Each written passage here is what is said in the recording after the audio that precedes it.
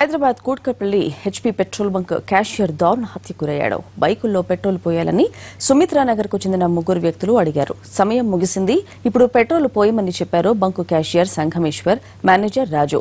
దాంతో ఆగంతకులు కర్రలతో దాడి చేసి పారిపోతున్న సంఘమేశ్వర్ రాజును వెంటపడి మరీ కొట్టారు. ఈ దాడిలో సంఘమేశ్వర్ చనిపోగా రాజు కొన ఊపిరితో ఆసుపత్రి పాలయ్యాడు. 11 గంటల ప్రాంతంలో ఈ HP petrol bunk Sumitra Nagar కాలనీలో ఉన్నటువంటి దాన్ని క్లోజ్ చేయడం జరిగింది.